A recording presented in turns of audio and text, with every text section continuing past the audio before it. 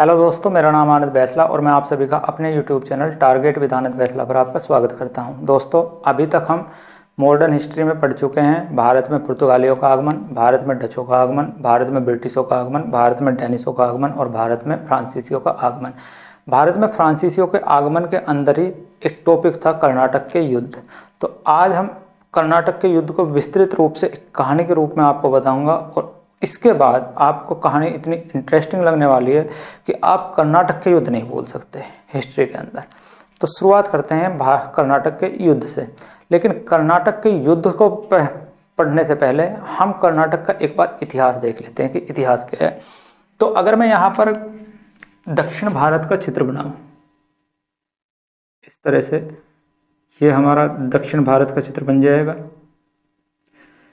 और अगर आज के टाइम पीरियड के हिसाब से देखें तो कर्नाटक हमारा ये क्षेत्र यहाँ पर कर्नाटक है, ये क्षेत्र।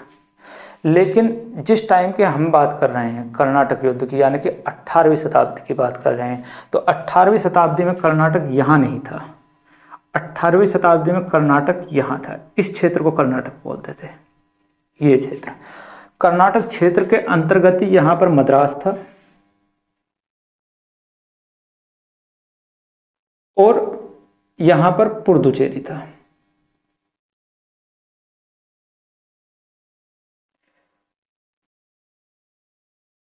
मद्रास जो कार्य मुख्यालय था वो किसका था? अंग्रेजों का। ये ब्रिटिश कार्यालय था,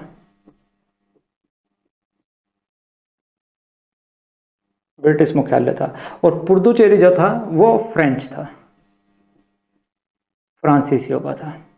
तो दोनों एक ही राज्य में व्यापार कर रहे हैं। तो कर्नाटक युद्ध, और दोनों पास पास ही हैं, इसीलिए यहाँ पर ये दोनों कर्नाटक युद्ध लड़ते हैं। 3 कर्नाटक युद्ध जो होते हैं यहाँ लड़े जाते हैं कर्नाटक के अंदर। अब कर्नाटक का हम थोड़ा सा इतिहास देख लेते हैं।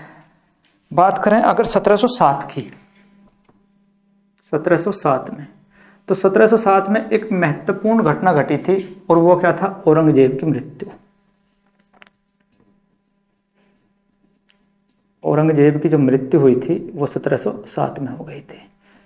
औरंगजेब की मृत्यु के बाद जितने भी मुगल शासक हुए उनमें किसी में भी इतनी काबिलियत नहीं थी कि जिस तरह से औरंगजेब ने अपने पूरे मुगल साम्राज्य को एकजुट करके रख रखा था। औरंगजेब ने क्या काम कर रखा था? क्या था कि अपने पूरे मुगल साम्राज्य को प्रांतों के अंदर बांट रखा था। जैसे आज है उत्तर प्रदेश, दिल्ली, हरियाणा, पंजाब, पूरा देश अलग अलग राज्यों में बटा हुआ है। इसी तरह से औरंगजेब ने अपने शासन व्यवस्था के दौरान पूरे जो इनका मुगल साम्राज्य था उसको प्रांतों में बांट रखा था और हर प्रांत में एक सूबेदार नियुक्त कर रखा था जो वहाँ की शासन व्यवस्था चलाता था। जैसे कि आज हर प्रदेश का एक मुख्यमंत्री है, इसी तरह से उस टाइम पर हर प्रांत का एक सूबेदार नियुक्त कर रखा था जो वहाँ के शासन व्यवस्था चलाता था। अब होता क्या है कि जब औरंगजेब की मृत्यु हो जाती है 1707 में, तो इसके बाद के जितने भी शासक आए, मुगल काल के जितने भी शासक औरंगजेब के बाद आए, उनमें वो काबिलियत नहीं थी कि वो इन सारे प्रांतों को एक साथ एकजुट करके रख सके और वो कमज़ोर सिद्ध होने शुरू हो गए। उनकी इसी कमजोरी का फ़ायदा उठाकर कुछ प्रांतों ने अपने आप को स्वतंत्र घोषित कर लिया। जैसे आज अगर कहने लगे कि उत्तर प्रदेश अलग ही स्वतंत्र हो जाए और जो यहाँ का मुख्यमंत्री है वो यहाँ का राजा बन जाए। इसी तरह से उस टाइम पर जो प्रांत थे उनमें से कुछ प्रांतों ने मुगल साम्राज्य से अलग होकर अपने आप को स्वतंत्र घोषित कर लिया था और वहाँ के जो सूबेदार थे उन्होंने अपने आप को उस प्रांत का, जो अब एक नया राज्य बन चुका था, राजा घोषित कर लिया। उस टाइम पर मुगल साम्राज्य से कुछ जो अलग प्रांत जो स्वतंत्र राज्य बने थे उनमें प्रमुख रूप से थे कर्नाटक था, हैदराबाद था, अवध था, रोहेलखंड था, बुंदेलखंड था। ये सब उस टाइम पर मुगल साम्राज्य से अलग होकर अपना स्वतंत्र इन्होंने बना लिया था। अब औरंगजेब के शासनकाल में यहाँ का जो ये क्षेत्र था इसको दक्कन बोलते थे, दक्कन। और इस दक्कन का सूबेदार था निजामुल मुल्क। इस दक्कन का सूबेदार था निजामुल मुल्क, निजाम उल मुल्क। निजामुल मुल्क इसको उपाधि दे रखी थी औरंगजेब ने।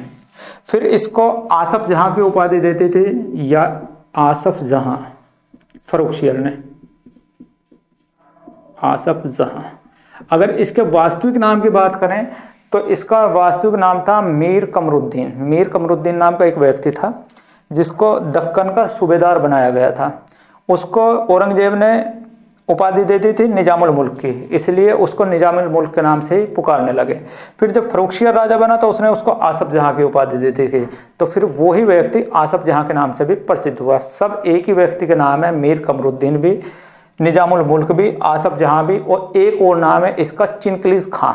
एक ही व्यक्ति के नाम है सारे के सारे। तो ये दक्कन का सूबेदार था। अब जो भी दक्कन का सूबेदार बनता था उस पर एक एक्स्ट्रा जिम्मेदारी रहती थी कि इस दक्कन के सूबेदार, दक्कन के नीचे ये क्षेत्र था, ये कहलाता था कर्नाटक। ये कर्नाटक का क्षेत्र था।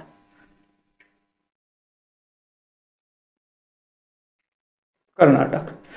तो कर्नाटक का सूबेदार जो चुनता था वो दक्कन का सूबेदार ही चुनता था। इसी को परमिशन दे रखी थी कि आप कर्नाटक के क्षेत्र की भी आप ही जो है देखभाल करोगे।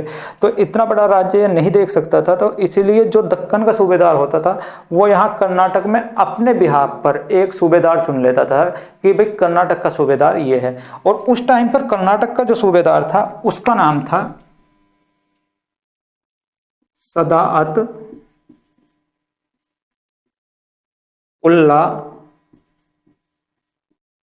खां। ये कर्नाटक का सूबेदार था। लेकिन जैसे ही औरंगजेब की मृत्यु होती है तो ये जो दक्कन का सूबेदार था निजामुल मुल्क, ये 1724 में अपने आप को स्वतंत्र घोषित कर लेता है। यानी कि मुगल साम्राज्य से अलग हटकर अपने इस दक्कन साम्राज्य को स्वतंत्र घोषित कर लेता है। और इस दक्कन का नाम बदलकर क्या हो जाता है, हैदराबाद। तो हैदराबाद का जो राजा बन गया वो कौन बन गया, निजामुल मुल्क, हैदराबाद। अब जब हैदराबाद के राजा ने अपने आप को स्वतंत्र घोषित कर लिया तो फिर कर्नाटक का कैसे पीछे हो जाए। तो कर्नाटक का सदाउत उल्ला खां भी ये भी अपने आप को स्वतंत्र घोषित कर लेता है।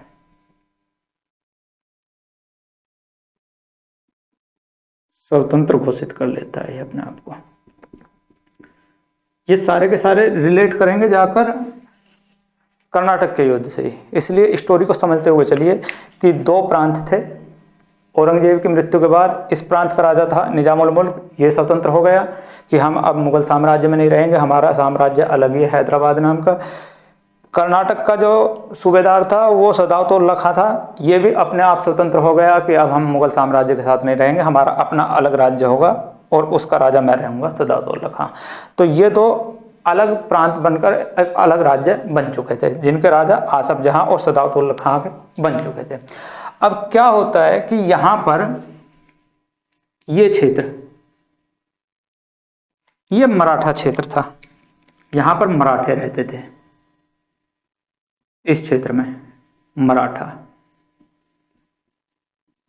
और मराठा क्या काम करते थे कि वो हैदराबाद पर भी हमला करते थे और वो कर्नाटक पे हमला करते थे। और यहाँ से ये चौथ वसूलते थे। चौथ उस टाइम पर ये टैक्स था इनका मराठों का, दूसरे राज्यों से लेते थे। हमला किया, दूसरे राज्य को जीता, उसकी संपत्ति उसी राजा को वापस दी कि हम तुम्हारे यहाँ राज करने नहीं आए हैं, तेरी संपत्ति हम तुझे वापस दे रहे हैं, लेकिन हर वर्ष तुझको इतने रुपए हमारे पास पहुंचाते रहने पड़ेंगे फिरौती के रूप में। उसको चौथ बोलते थे। तो ये अपनी चौथ वसूली के लिए इधर हमला करते रहते थे, हैदराबाद पर भी और कर्नाटक के ऊपर भी। अब कर्नाटक में क्या होता है, सदाउत उल्ला खां की मृत्यु हो जाती है और ये अपना जो उत्तराधिकारी है, इसका जो उत्तराधिकारी था वो दोस्त अली को बना देता है। दोस्त अली। तो अब कर्नाटक का राजा कौन हो गया, दोस्त अली हो गया। अब 1741 की बात आती है कि यहां मराठे सारे कुछ गड़बड़ कर देते हैं। 1741 में आकर 1741 की बात है, मराठे आक्रमण करते हैं किसके ऊपर, कर्नाटक के ऊपर। और कर्नाटक का राजा कौन है उस टाइम पर, दोस्त अली, और दोस्त अली की हत्या कर देते हैं। 1741 में मराठा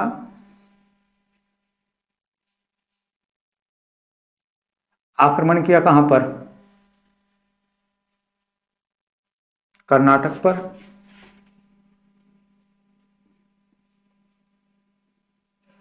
और यहां पर दोस्त अली की हत्या कर देते हैं।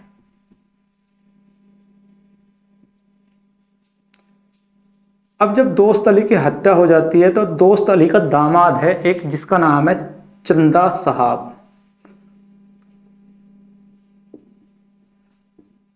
दोस्त अली का दामाद चंदा साहब, और ये चंदा साहब को बंदी बना लेते हैं।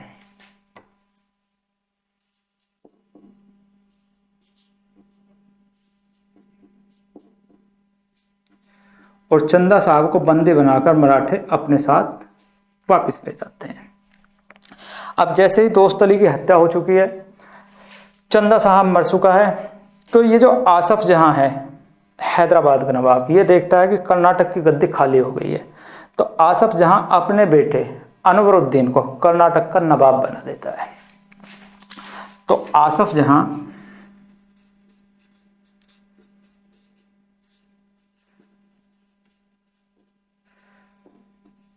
अनवरुद्दीन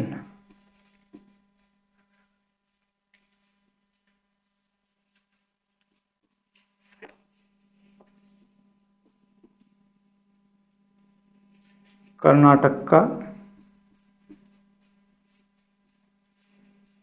राजा बना दिया।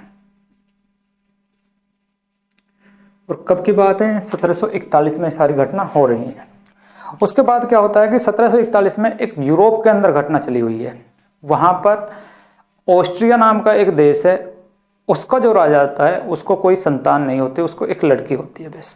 तो वहां पर उत्तराधिकारी को लेकर एक संघर्ष जारी रहता है। उस उत्तराधिकारी की जंग में अंग्रेज सोचते हैं, ब्रिटिश वाले सोचते हैं कि हमारे पक्ष का राजा ऑस्ट्रिया का बनना चाहिए, जबकि फ्रेंच वाले, फ्रांस वाले सोचते हैं कि हमारे पक्ष का राजा ऑस्ट्रिया का राजा बनना चाहिए। तो दोनों देश अपने अपने पक्ष के व्यक्तियों के साथ एक दूसरे के आमने सामने आ जाते हैं और वहां दोनों देशों में एक लड़ाई शुरू हो जाती है। अब जब वहां पर वो लड़ाई शुरू हो रही है, 1740 की बात है, तो उस लड़ाई की आंच भारत तक भी आ गई, क्योंकि वहां पर जब दोनों देश लड़ाई कर रहे हैं तो भारत के अंदर भी दोनों देश यहाँ पर व्यापार कर रहे हैं। और दोनों देशों के जो मुख्यालय हैं, एक का मुख्यालय मद्रास है और दूसरे का पुडुचेरी है, और दोनों के मुख्यालय कहाँ पर है? कर्नाटक राज्य में है। तो वो जो वहाँ की लड़ाई है वो धीरे धीरे करके कहाँ आ गई? भारत में आ गई। और भारत में भी कहाँ स्पेशल रूप से? कर्नाटक के अंदर। और कर्नाटक के अंदर दोनों देश एक दूसरे के सामने आ गए लड़ाई के लिए। और कर्नाटक का राजा कौन है अभी? अनवरुद्दीन। तो तीनों अब आपकी समझ में आया होगी कि किस तरह से रिलेट करके ये आ गए, अनवरुद्दीन कैसे यहाँ का राजा बना। इस दोस्त अली की और इस चंदा साहब की भी, इनकी भी भूमिका आएगी सेकंड युद्ध में। अभी फर्स्ट युद्ध की बात चल रही है। फर्स्ट युद्ध यहाँ तक आपकी समझ में आ गया होगा। जो भी यहाँ पर घटना हुई है, हैदराबाद का राजा था, कर्नाटक का राजा था। कर्नाटक के राजा सदातउल्ला खान ने अपना उत्तराधिकारी दोस्त अली को बना दिया। 1741 में मराठों ने आक्रमण किया, दोस्त अली की हत्या कर दी और दोस्त अली के दामाद चंदा साहब को बंदी बनाकर वापस ले गए। जब चंदा साहब यहाँ से चला गया और दोस्त अली यहाँ पर खत्म हो गया, तो कर्नाटक राज्य की गद्दी खाली हो गई। खाली गद्दी को देखकर हैदराबाद के राजा आसफ जहां ने अपने पुत्र अनवरुद्दीन को कर्नाटक का राजा बना दिया। यहाँ तक की बात खत्म हो गई। और इसी के साथ यूरोप के अंदर एक दूसरी चली हुई है लड़ाई। वहां पर फ्रांस और ऑस्ट्रेलिया दोनों फ्रांस और ब्रिटिश एक दूसरे के आमने सामने आ गए हैं युद्ध करने के लिए। और दोनों ही कंपनियां यहाँ भी काम कर रही हैं, इसलिए उसकी आंच धीरे धीरे उड़ते हुई कहाँ तक आ गई? भारत तक भी आ गई। और प्रथम कर्नाटक युद्ध की पृष्ठभूमि तैयार होनी शुरू हो गई। तो देखते हैं प्रथम कर्नाटक युद्ध के बारे में। इसको मैं मिटा देता हूं भाई। बात करते हैं प्रथम कर्नाटक युद्ध की। हेडिंग डाल लीजिए, प्रथम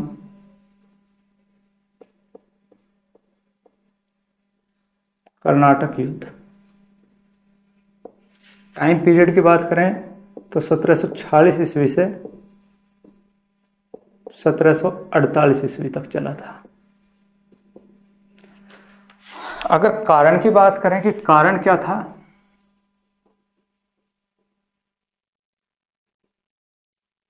तो कारण था ऑस्ट्रिया में उत्तराधिकारी पद को लेकर।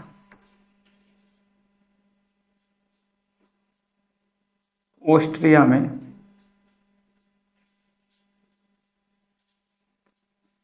उत्तराधिकारी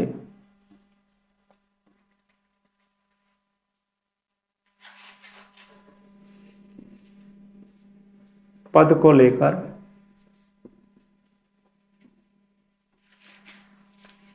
अंग्रेज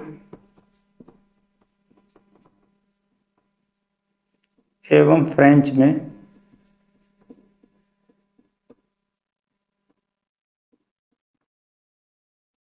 संघर्ष। जब भी यूरोप के अंदर इंग्लैंड और फ्रेंच दोनों एक दूसरे के साथ लड़ते थे, तो इनकी कंपनी वर्ल्ड में जहां भी काम कर रही हैं, चाहे वो अमेरिका हो, चाहे वो अमेरिका भारत हो, जहां भी काम कर रही है, ये दोनों कंपनी भी आपस में लड़ना शुरू कर देती थी। तो कारण क्या हो गया कि ऑस्ट्रिया में उत्तराधिकारी पद को लेकर अंग्रेज व फ्रेंच में संघर्ष हो गया था। तो बात अगर भारत की करें, तो भारत में उस टाइम पर जो अंग्रेजी गवर्नर था, जो यहाँ का गवर्नर था, उसका नाम था गवर्नर मॉर्स। अंग्रेजी जो गवर्नर था वो था गवर्नर मोर्स। और अगर फ्रेंच की बात करें, पुडुचेरी में जो गवर्नर था वो था गवर्नर डुप्ले। Governor Dupleix. और अगर कर्नाटक के राजा की बात करें, तो यहां का जो शासक था वो था अनवरुद्दीन।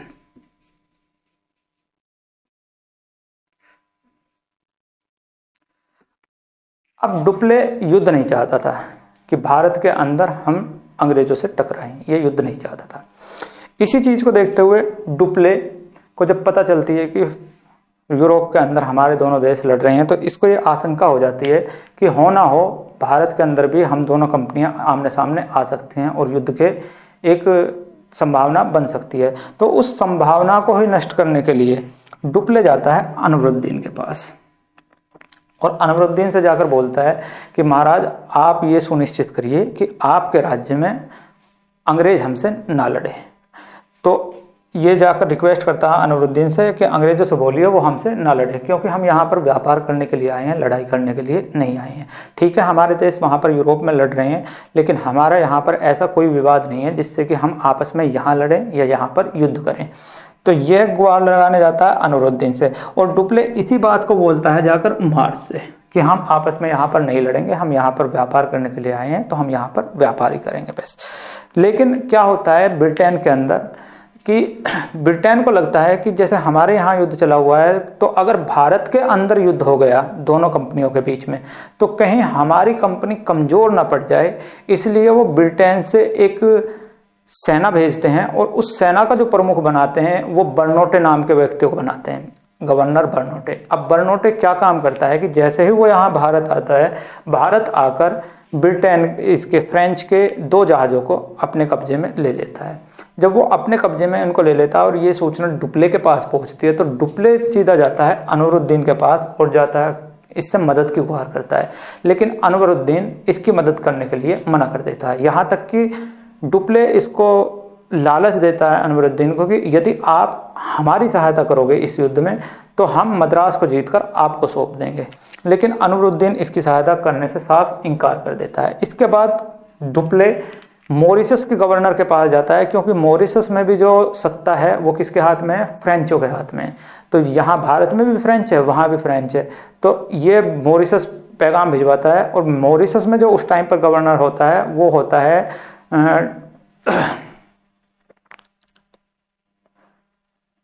लाबुडोने। अब लाबुडोने वहाँ से 3000 सैनिक भारत भेज देता है। भारत आने के बाद वो 3000 सैनिक मद्रास को घेर लेते हैं और अंग्रेजों से मद्रास को छीन लेते हैं। जब वो अंग्रेजों से मद्रास को छीन लेते हैं तो अंग्रेजों को बड़ा गिल्टी फील होती है, तो वो लाबुडाने को अपने पक्ष में लेने के लिए उसको 40,000 पाउंड की रिश्वत दे देते हैं। और 40,000 पाउंड की रिश्वत लेने के बाद लाबुडाने मद्रास को छोड़कर वापस मॉरिशस चला जाता है।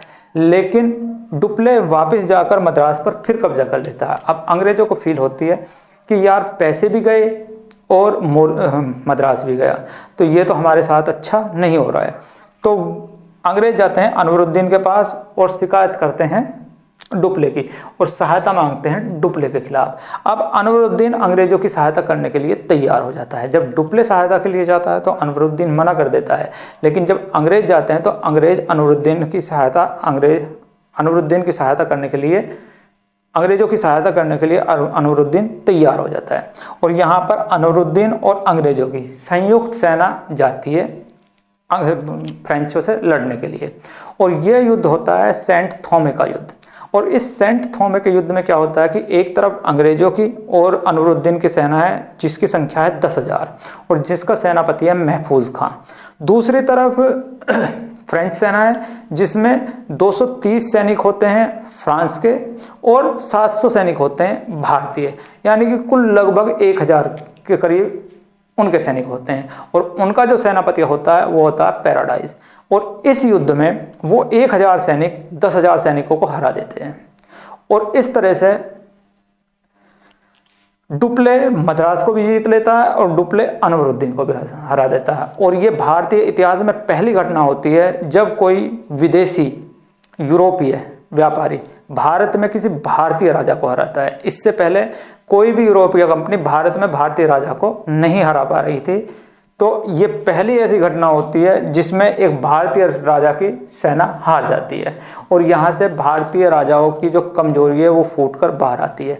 यहाँ से डुप्ले के दिमाग में आता है कि अगर हमारे पास एक बेशक छोटी हो लेकिन अच्छी प्रशिक्षित सेना होगी तो हम एक विशाल भारतीय सेना को भी हरा सकते हैं। दूसरी बात डुप्ले के दिमाग में क्या आती है कि यदि हम भारत के अंदर भारतीय सैनिकों को प्रशिक्षित करें तो वो यूरोपीय सेना की तरह ही यहाँ पर काम कर सकती है, क्योंकि उसकी सेना में 700 आदमी भारतीय थे लेकिन उन्होंने 10,000 सैनिकों की टक्कर ली। तो उसके दिमाग में आया कि भारतीयों को पैसा देकर अपनी सेना में शामिल किया जा सकता है और यहीं पर ही एक यूरोपीय सेना तैयार की जा सकती है भारतीयों की सहायता से ही। और भारतीय सैनिकों के अंदर राष्ट्र भावना की कोई ऐसी भावना नहीं थी, उनको सिर्फ पैसा चाहिए था। जो उनको पैसा देते थे वो उसी को अपना स्वामी मान लेते थे और अपने स्वामी के लिए पूरे स्वामी भक्त बनकर रहते थे। तो पहले युद्ध के सारे ये परिणाम रहे। इसको लिखते हैं अब नोट्स के अंदर। तो कारण हो गया ये फ्रेंच। होता क्या है कि ब्रिटेन से सेना का दल भेजा जाता है।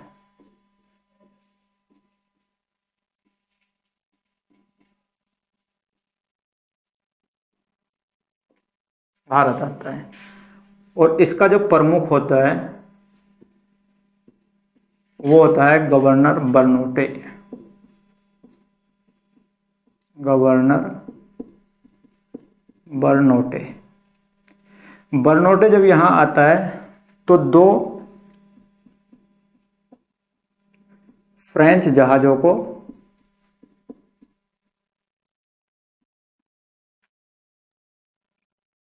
पकड़ लेता है।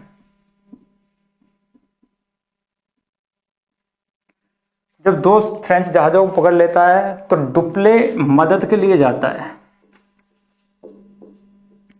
डुप्ले मदद के लिए जाता है किसके पास? अनवरुद्दीन के पास। लेकिन अनवरुद्दीन मदद के लिए मना कर देता है। फिर जाता है मॉरिशस के गवर्नर के पास।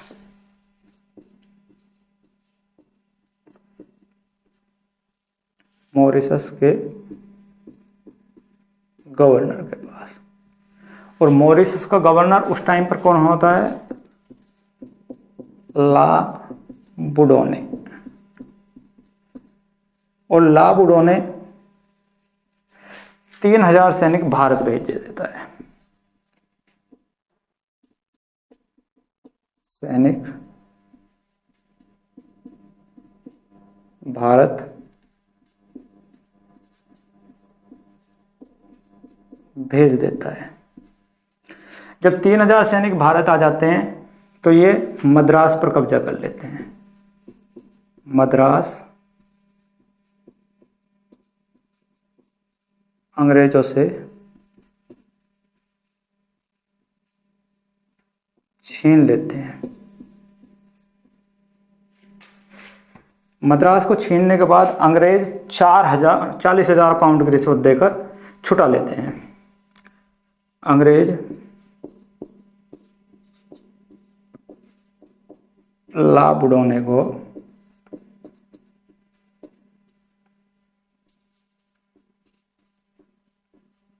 $40,000 पाउंड की रिश्वत देकर मद्रास छुटा लेते हैं। लेकिन डुप्ले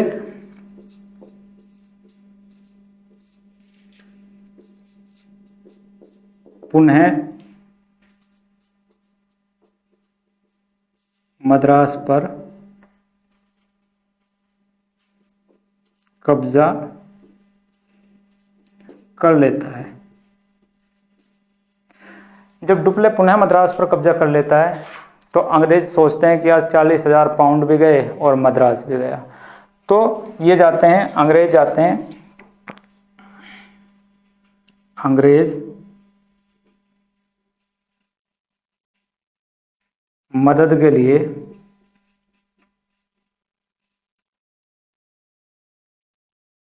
अनवरुद्दीन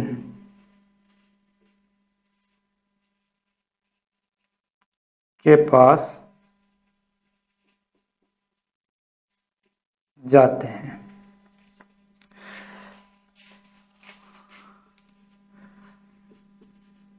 अनवरुद्दीन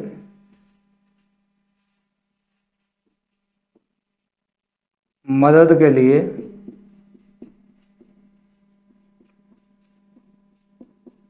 तैयार हो जाता है।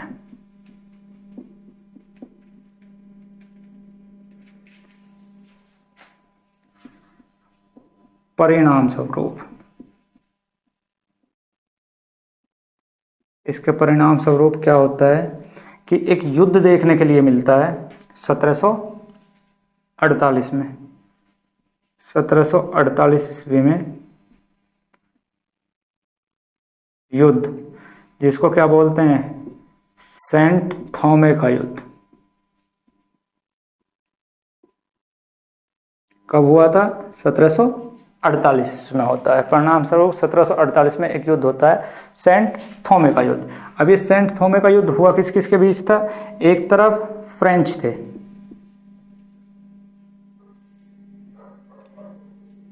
और एक तरफ अनवरुद्दीन,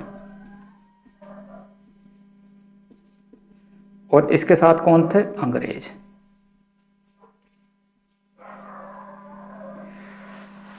अगर फ्रेंच सेनापति की बात की जाए कि फ्रेंच का सेनापति कौन था, तो फ्रेंच का सेनापति था पैराडाइज।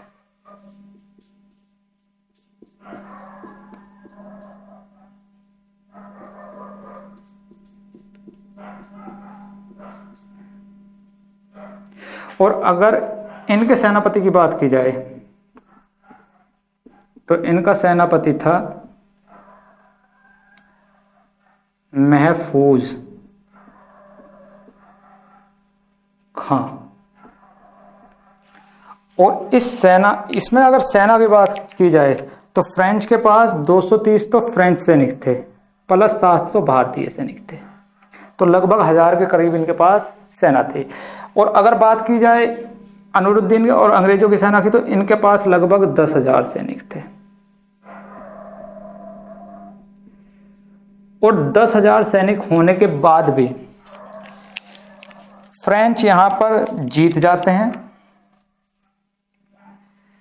फ्रेंच जीत जाते हैं और ये हार जाते हैं, इनकी हार होती है यहाँ। और ये पहला ऐसा युद्ध था जिसमें किसी विदेशी कंपनी ने किसी भारतीय राजा को हराया हो। होता क्या है कि इनके पास 1000 ही सैनिक हैं, इनके पास 10,000 सैनिक है, फिर भी हारे। रीजन क्या था कि इनके पास जो 1000 सैनिक थे वो प्रशिक्षित सैनिक थे, वो शोर कम मचाते थे, काम ज़्यादा करते थे। भारतीय सैनिक शोर ज़्यादा मचाते थे, काम कम करते रहते थे। मार लो घेर लो में तो कमी नहीं, तलवार चलानी नहीं।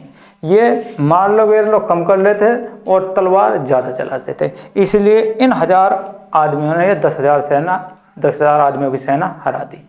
और इसे हारने के बाद यहाँ पर डुप्ले के दिमाग में एक चीज़ आई कि अगर हमारे पास प्रशिक्षित सेना हो तो हम इजीली भारतीय राजाओं को भी हरा सकते हैं। और प्रशिक्षित सेना हम भारत के अंदर ही तैयार कर सकते हैं अगर भारतीय सैनिकों को अच्छे पैसे दिए जाएं, क्योंकि उनके अंदर राष्ट्रीय भावना तो है नहीं कि हम अपने देश के लिए लड़ेंगे। उनको सिर्फ पैसे से प्यार है। जो उनको पैसे देते थे उसको ही वो अपने स्वामी मान लेते थे और उसी के प्रति अपनी स्वामी भक्ति जाहिर करते थे, स्वामी भक्ति रखते थे। इसके बाद इस युद्ध में संधि हो जाती है यूरोप के अंदर 1748 में। 1748 में एक संधि हुई, आ रहा है यहाँ पर भी है, हाँ 1748 में यहाँ पर एक संधि होती है जिसको बोलते हैं ए ला सापल की संधि। और इस एला सापल की संधि में क्या तय होता है कि भारत के अंदर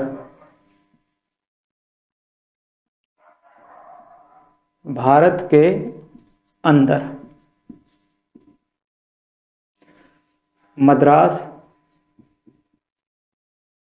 अंग्रेजों को मिला, वापस दे दिया गया, अंग्रेजों को मिला। जबकि फ्रांस को अमेरिका के अंदर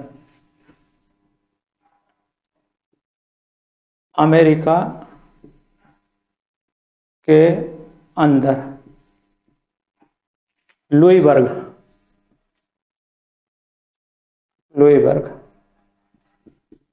फ्रांस को मिला।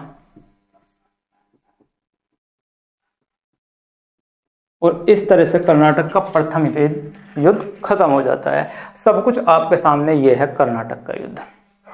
उम्मीद करता हूँ समझ में आया होगा किस तरह से। अब ये जो अनवरुद्दीन है या चंदा साहब जो हमने पढ़ा था या आसफ जहां जो हमने पढ़ा था, सारा कुछ इसमें इनका रोल आएगा दूसरे युद्ध में। तो बात करते हैं दूसरे युद्ध की, तब तक इसको एक बार मिटा देते हैं। अब बात करते हैं कर्नाटक के दूसरे युद्ध की। कर्नाटक के दूसरे युद्ध के अगर कारण की बात की जाए तो कर्नाटक का दूसरा युद्ध हैदराबाद और कर्नाटक के उत्तराधिकारी को लेकर हुआ था। तो क्या हुआ था कि हैदराबाद का जो शासक था आसफ जहां, उसकी मृत्यु हो जाती है। उसकी मृत्यु के बाद वहां उत्तराधिकारी पद को लेकर एक संघर्ष हो जाता है। आसफ जहां के पुत्र नासिर जंग और आसफ जहां की पुत्री का पुत्र था मुजफ्फर जंग, उनके बीच में राजा के पद को लेकर संघर्ष हो जाता है कि मैं राजा बनूंगा और मैं राजा बनूंगा। उधर कर्नाटक में क्या हो रहा है कि अनवरुद्दीन राजा है वहां पर, लेकिन मराठों के चंगुल से छुटकर चंदा साहब आ जाता है और चंदा साहब अपना पक्ष रखता है कि कर्नाटक की गद्दी मेरी है, मैं यहाँ राजा बनूंगा। तो दोनों जगह संघर्ष हो जाता है। अब डुप्ले क्या काम करता है कि उधर तो मुजफ्फर जंग को सपोर्ट करता है हैदराबाद के अंदर, और कर्नाटक के अंदर चंदा साहब को सपोर्ट करता है। जब डुप्ले ये सब कर रहा है तो उसके विपक्ष में अंग्रेज हैदराबाद के अंदर नासिर जंग को सपोर्ट करते हैं और कर्नाटक के अंदर अनवरुद्दीन को सपोर्ट करते हैं। और इस तरह से दोनों देश एक बार फिर एक दूसरे के आमने सामने आ जाते हैं। तो शुरू करते हैं कर्नाटक का दूसरा युद्ध। कर्नाटक का दूसरा युद्ध कब से कब तक चला? 1749 से लेकर 1754 ईस्वी तक। कारण, अगर कारण की बात की जाए तो 1748 ईस्वी में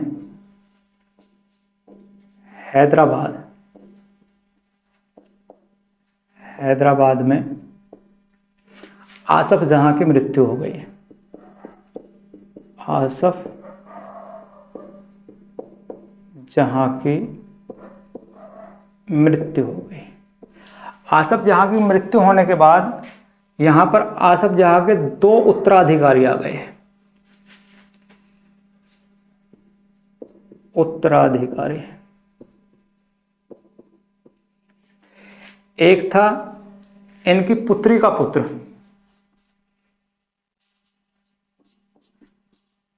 पुत्री का पुत्र, जिसका नाम था मुजफ्फर जंग।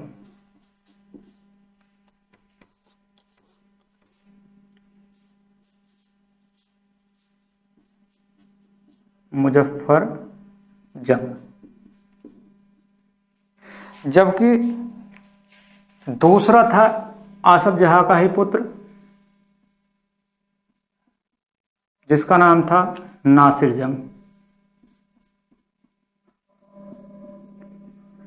नासिर जंग। इन दोनों के बीच में संघर्ष हो रहा है उत्तराधिकारी पद को लेकर। दूसरा संघर्ष क्या हो रहा है कर्नाटक के अंदर। कर्नाटक के अंदर क्या है,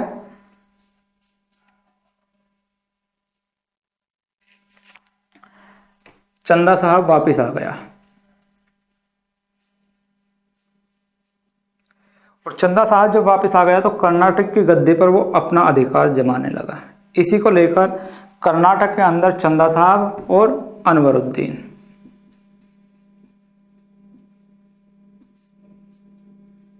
इन दोनों में संघर्ष हो रहा है।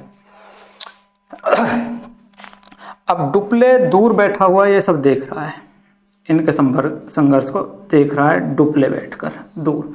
डुप्ले क्या काम करता है कि मुजफ्फर जंग की मदद करता है हैदराबाद में, और चंदा साहब की मदद करता है कर्नाटक में। जब डुप्ले इन दोनों की यहां पर मदद कर रहा है तो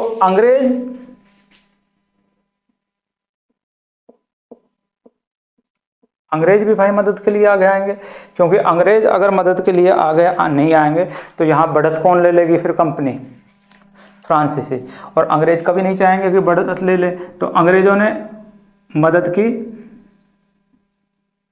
नासिर जंग की, और अंग्रेजों ने यहाँ मदद की अनवरुद्दीन की। अब इस मदद के चक्कर में अंग्रेज और डुप्ले फिर दोनों एक दूसरे के आमने सामने आ चुके थे। अब जब यहां आमने सामने आ चुके थे तो यहां पर डुप्ले प्लस मुजफ्फर जंग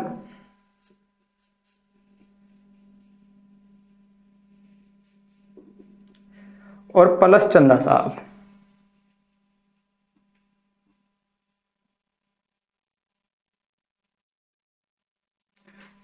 तीनों मिलकर आक्रमण करते हैं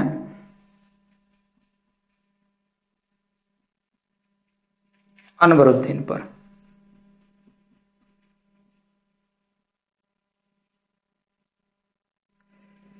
और इसका परिणाम यह होता है कि अनवरुद्दीन की हत्या हो जाती है। इस युद्ध में अनवरुद्दीन की हत्या हो जाती है, और अनवरुद्दीन की हत्या होने के बाद इसका पुत्र, जिसका नाम है मोहम्मद अली,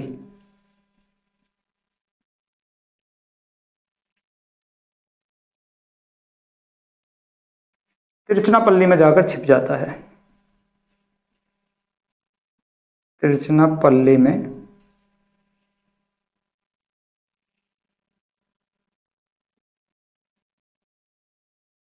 छिप जाता है। जब इनका आपस में यहाँ पर युद्ध चल रहा था तो डुप्ले, मुजफ्फर जंग और चंदा साहब तीनों मिलकर आक्रमण किसके ऊपर कर देते हैं, अनवरुद्दीन के ऊपर, और अनवरुद्दीन को हरा देते हैं और यहाँ पर इसकी हत्या हो जाती है। और इसका जो पुत्र मोहम्मद अली वो जाकर तिरुचिरापल्ली में छिप जाता है, और इस युद्ध के बाद चंदा साहब राजा बन जाता है।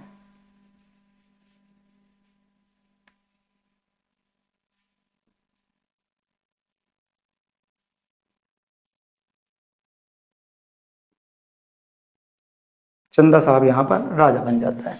अब जब चंदा साहब राजा बन रहा है तो फिर डुप्ले को कुछ ना कुछ तो फायदा होगा ही। अगर चंदा साहब को डुप्ले ने जितवा दिया तो डुप्ले को कुछ ना कुछ तो फायदा होगा ही। और वो डुप्ले को फायदा क्या होता है कि 55 लाख रुपए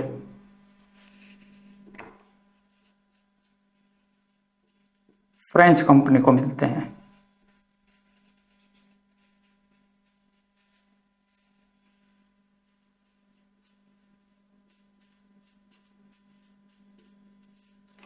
पहला फायदा। दूसरा, 20 लाख डुप्ले को मिले।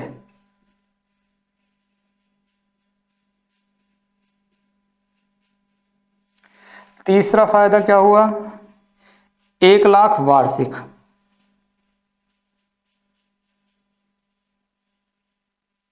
डुप्ले को मिले। फोर्थ क्या हुआ, प्रॉफिट आ रहा है यहां तक, नहीं आ रहा भाई। फोर्थ यहां पे लिख देते हैं भैया, यहां पर ही लिख देते हैं, यहां तो आ रहा है। हाँ, फोर्थ यहां पर कि कावेरी से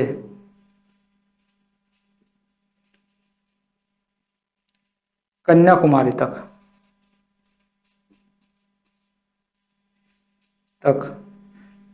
का गवर्नर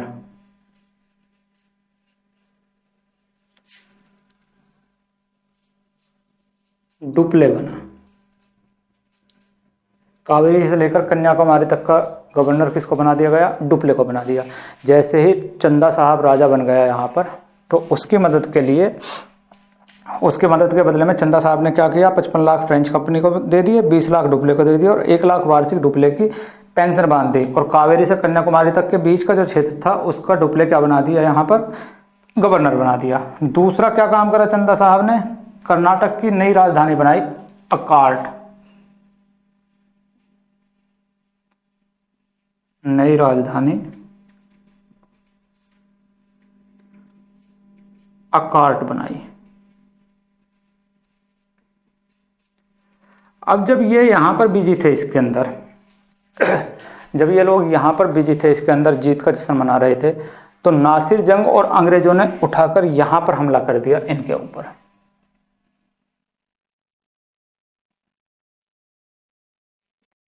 नासिर जंग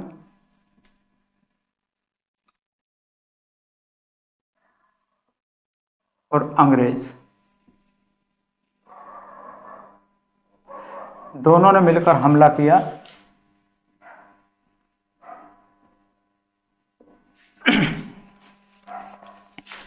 और यहां पर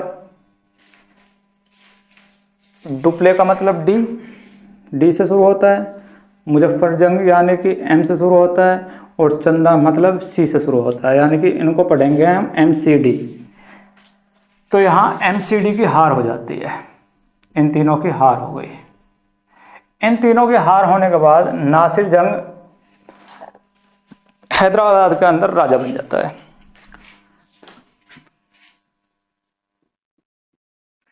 हैदराबाद में राजा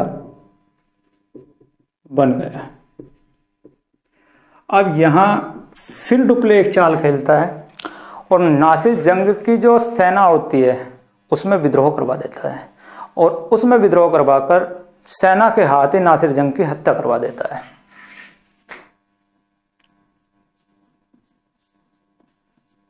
विद्रोह करवाकर सेना के हाथ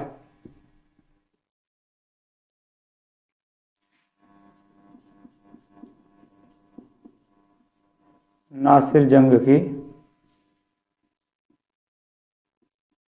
हत्या करवा देता है। अब जैसे ही नासिर जंग की हत्या हुई, यानी कि जीती जिताई बाजी फिर से हार गए। जीत गए थे MCD के खिलाफ, लेकिन डुप्ले का दिमाग विद्रोह करवाया और सेना के हाथ ही नासिर जंग की हत्या करवा दी। एक जीता जिताया मैच हार गए। और नासिर जंग की हत्या करवाते के साथ ही यहाँ पर नासिर जंग के विपक्ष में कौन है, मुजफ्फर जंग। डुप्ले ने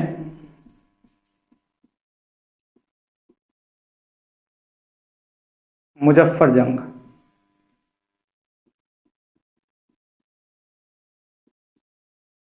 को राजा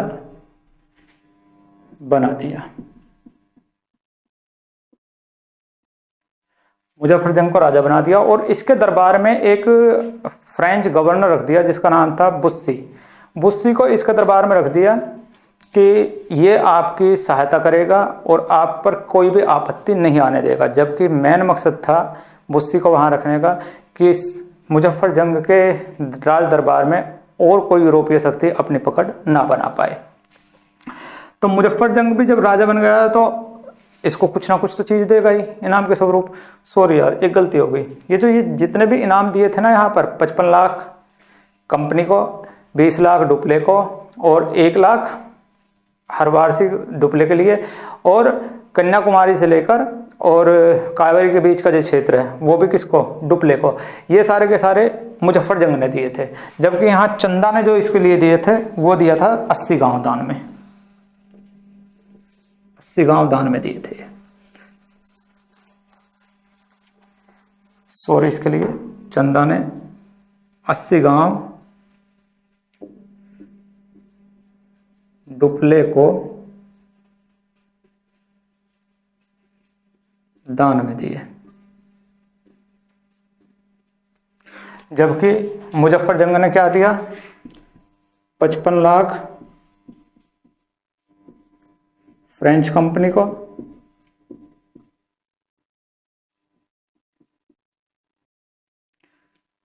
20 लाख डुप्ले को,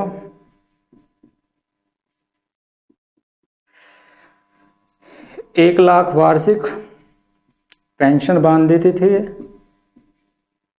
डुप्ले के लिए, और कावेरी व कन्याकुमारी तक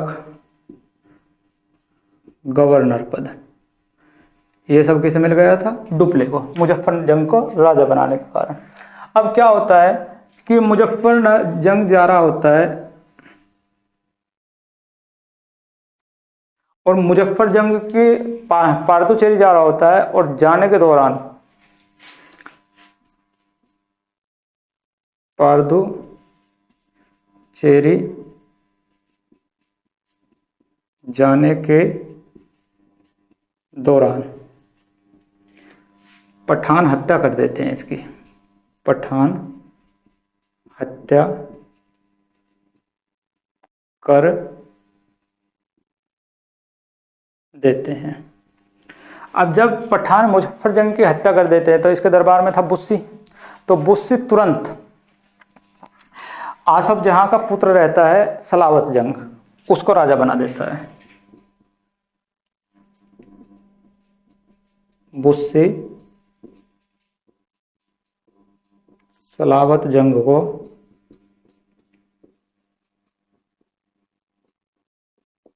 राजा बना देता है।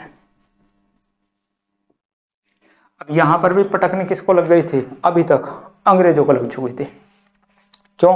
क्योंकि डुप्ले का ही आदमी तो अब कहां पर बन गया था राजा, हैदराबाद में, और डुप्ले का ही राजा कहां पर बन गया था, कर्नाटक में। कर्नाटक में चंदा साहब और हैदराबाद में सलावत जंग, और दोनों के दोनों किसके आदमी हैं, डुप्ले के। तो यहाँ करारी हार मिल चुकी थी किसको, अंग्रेजों को। अब अंग्रेजों के मन में एक मलाल था कि यार कुछ तो ऐसा करें जिससे कुछ तो क्षेत्र हमारे कब्जे में आ जाए।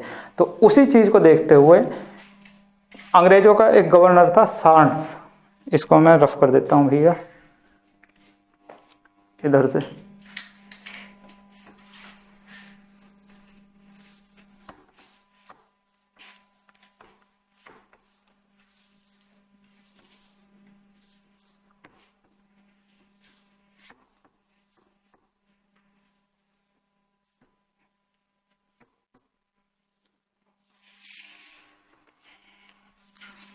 ब्रिटिश गवर्नर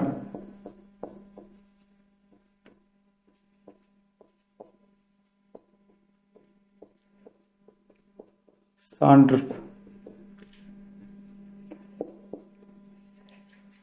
ये सोचता है कि मोहम्मद अली को तिरुचिरापल्ली से छुटा लिया जाए किसी भी तरह से।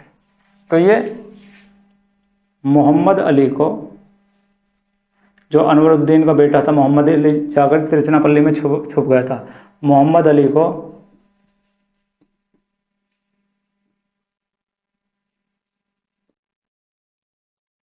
तिरुचिरापल्ली से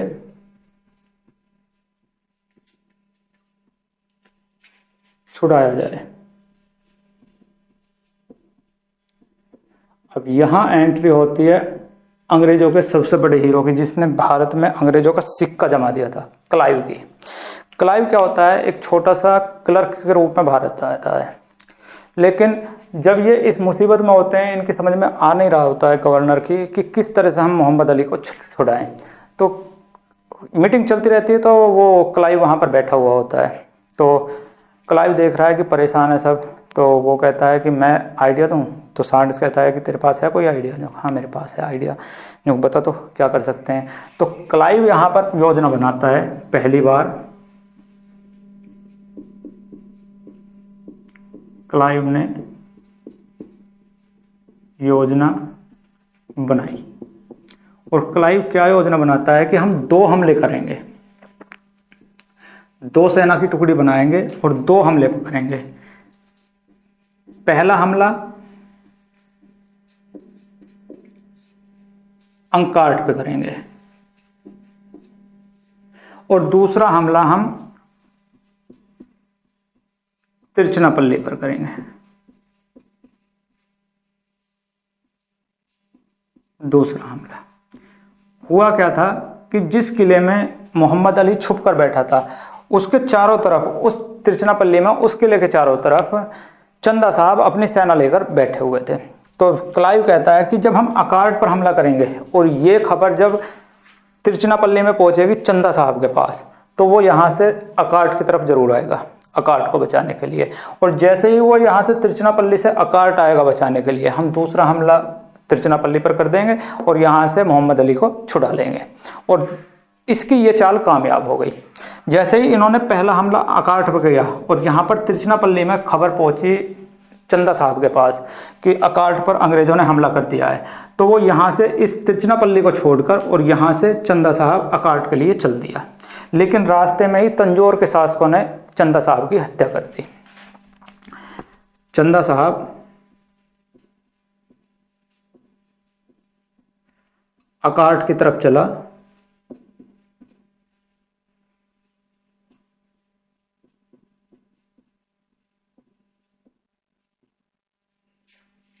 लेकिन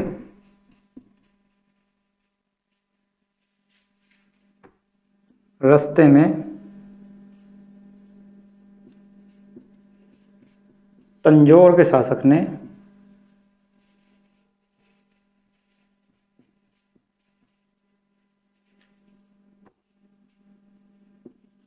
उसकी हत्या कर दी।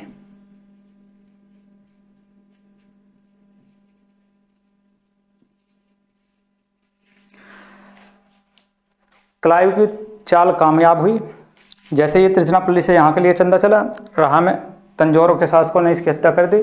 यहाँ अकार्ड पर भी इनका कब्जा हो गया और तिरुचिरापल्ली से इन्होंने मोहम्मद अली को छुड़ा लिया। जब इन्होंने मोहम्मद अली को छुड़ा लिया और अब कर्नाटक की गद्दी पे कोई नहीं है, चंदा साहब मर चुका है, तो अंग्रेजों ने क्या काम किया कि मोहम्मद अली को कर्नाटक का नया शासक बना दिया। तो मोहम्मद अली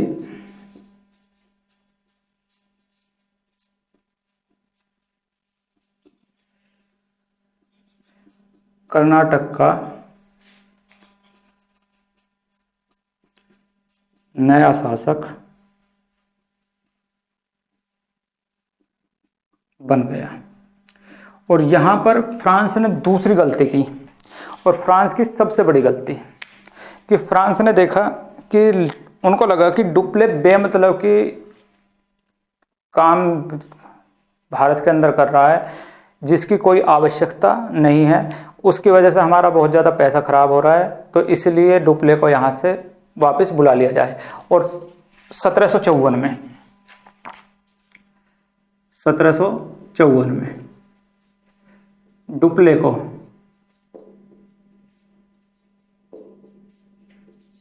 वापस फ्रांस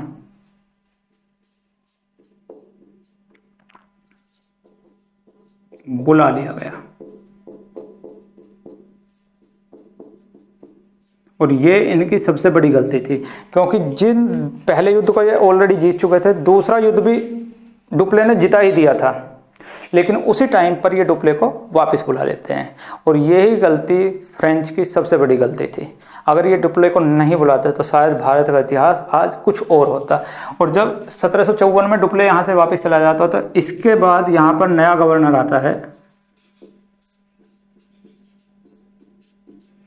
नया गवर्नर गोडुहे। गोडुहे और गोडुहे आकर क्या काम करते हैं भैया कि 1755 में अंग्रेजों के साथ पांडुचेरी की संधि करते हैं।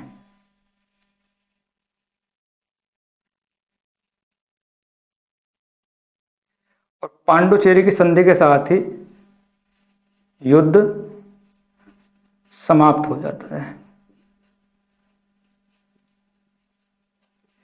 तो ये कहानी थी कर्नाटक के दूसरे युद्ध की, जो हैदराबाद और कर्नाटक के उत्तराधिकारी पद को लेकर शुरू हुई। किस तरह से अंग्रेज और डुप्ले इसमें शामिल हुए, पूरी की पूरी बात मैंने आपको बताई। अब बात करते हैं कर्नाटक के तीसरे युद्ध की। इसको मैं साफ कर देता हूं, आप स्क्रीनशॉट ले सकते हो।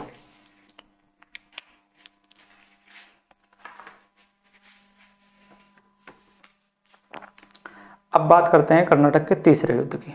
तो कर्नाटक के तीसरे युद्ध में क्या था, अगर टाइम पीरियड की बात करें तो 1756 से लेकर 1763 तक ये युद्ध लड़ा गया था।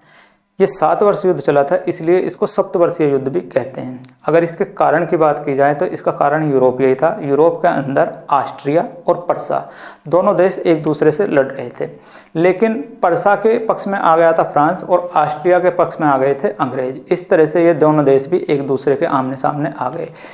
इस युद्ध के परिणाम स्वरूप ही भारत में फिर दोनों कंपनियां आमने सामने आ गई और इस परिणाम स्वरूप ही 1757 में अंग्रेज प्लासी का युद्ध जीत चुके थे। और प्लासी का युद्ध जीतने के बाद उनकी शक्ति में बहुत ज़्यादा बढ़ोतरी हो गई थी और उसी बढ़ोतरी के कारण 22 जनवरी 1760 को अंग्रेज और फ्रेंच के बीच एक युद्ध लड़ा गया जिसको बोलते हैं वांडीवास का युद्ध। और इस वांडीवास के युद्ध में अंग्रेजों ने बुरी तरह से फ्रांसीसियों को हरा दिया था। और फिर एक यूरोप के अंदर एक संधि हुई थी, पेरिस की संधि। उस पेरिस की संधि में यह हुआ कि भारत के अंदर अब फ्रांस सिर्फ व्यापार कर सकता है, अपनी सेना नहीं रख सकता। इस प्रकार भारत के अंदर फ्रांसीसी सेना का जो यहाँ पर एक राजनीतिक सत्ता स्थापित करने का जो एक सपना था वो चकनाचूर हो गया और यहाँ पर अंग्रेज ही आगे बढ़ गए। लिखते हैं इसके बारे में सारी चीज। तो अगर लिखते हैं भाई कर्नाटक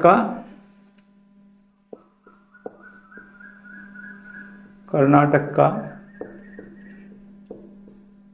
तीसरा युद्ध। टाइम पीरियड की बात करें तो 1756 से 1763 ईस्वी तक। इसे सप्तवर्षीय युद्ध भी कहते हैं, सप्तवर्षीय युद्ध।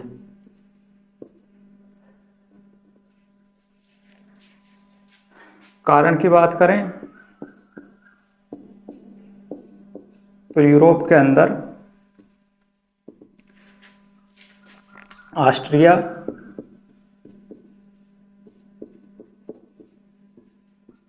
और पर्सा, इन दोनों के बीच में युद्ध चला हुआ था। इस युद्ध में ऑस्ट्रिया की तरफ आ गए अंग्रेज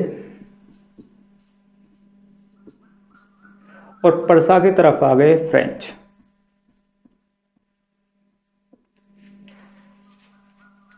परिणाम स्वरूप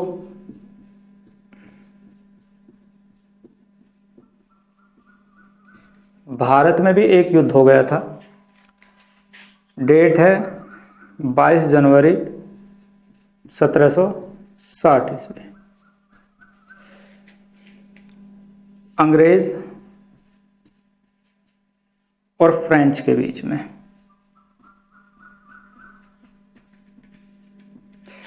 युद्ध हुआ, वांडीवास का युद्ध।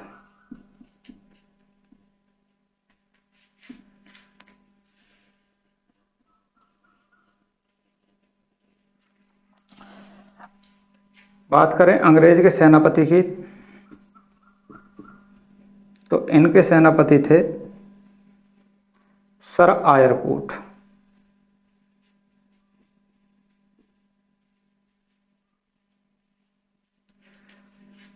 फ्रेंच के जो सेनापति थे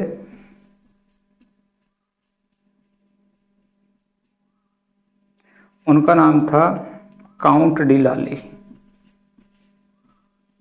काउंट डी लाली। और इस युद्ध में सर आयरकूट ने फ्रेंच वालों को अच्छी तरह से कूट दिया अपने नाम के अनुसार। वो कहावत है ना MS धोनी की, धागा खोल दिया। तो अंग्रेजों ने फ्रेंचों का धागा खोल दिया इसमें। और इस युद्ध में फ्रेंच वालों की बहुत बुरी पराजय हुई, जबकि अंग्रेजों को यहां पर जीत मिल गई। और इस युद्ध ने भारत में भविष्य तय कर दिया कि भारत पर जो राज करेंगे वो कौन करेंगे, अंग्रेज करेंगे। क्योंकि इसके बाद 1763 में पेरिस के अंदर एक संधि हुई, पेरिस की संधि।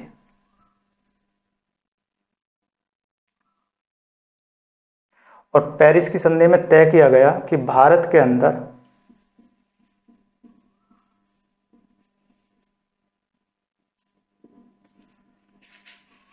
फ्रांस सेना नहीं रखेगा, केवल व्यापार करेगा। और इस तरह से फ्रेंच का एक सपना टूट गया भारत के ऊपर अपनी राजनीतिक सत्ता स्थापित करने का। इस युद्ध के परिणाम क्या रहे, इन तीनों युद्ध के परिणाम क्या रहे, बात कर लेते हैं। फ्रांसीसियों की हार के कारण तो एक तो इनकी कंपनी सरकारी थी, इसलिए इस पर ज़्यादा ध्यान नहीं देते थे। दूसरी सबसे बड़ी गड़बड़ी इन्होंने ये कर दी थी कि इन्होंने डुप्ले को वापस बुला लिया था। इस युद्ध के परिणाम की बात करने लगे तो इस युद्ध के परिणाम से भारतीय राजाओं की कमजोरी उजागर हो गई थी। पता लग गया था कि भारतीय राजाओं में एक दूसरे के लिए बिल्कुल भी पता लग गया था कि भारतीय राजाओं में राष्ट्रीय भावना का अभाव है। वे एक दूसरे को हराने के लिए विदेशी शक्तियों का भी सहारा ले सकते हैं। तीसरी चीज़ क्या हो गई थी कि ये पता लग गया था कि भारत के राजाओं को भारत में ही हराने के लिए यूरोप से सेना लाने की जरूरत नहीं है, बल्कि यहीं के सैनिकों में जिनमें राष्ट्रीय भावना का अभाव है उनको अच्छे पैसे देकर और अच्छी तरह से प्रशिक्षित कर भारतीय राजाओं के खिलाफ ही लड़वाया जा सकता है। और ये सारी चीज़ें अंग्रेजों ने देख ली थी और आगे चलकर इन पे अप्लाई किया और धीरे धीरे भारत को गुलाम बना लिया था। तो ये बात खत्म हुई यहाँ पर कर्नाटक के 3 युद्धों की। नेक्स्ट वीडियो में मिलेंगे मुगल सम्राट, उत्तरकालीन मुगल सम्राट, यानी कि औरंगजेब के बाद जितने भी मुगल सम्राट हुए। जैसे कि औरंगजेब के बाद बहादुर शाह हुआ, बहादुर शाह के बाद जहांदार शाह बने थे, जहांदार शाह के बाद हमारे फरुखशियर के बाद रफ़ीकुल दौला, फिर रफ़ीकुल दर्जा, फिर मोहम्मद शाह रंगीला, उसके बाद अहमद शाह के बाद आलमगीर सेकंड के बाद शाह आलम सेकंड के बाद अकबर सेकंड, और अकबर सेकंड के बाद सबसे लास्ट जो राजा बने थे वो बने थे आपके बहादुर शाह जफर। तो कल से इन्हीं के बारे में वीडियो में पढ़ाएंगे। तब तक के लिए टेक केयर, बाय बाय।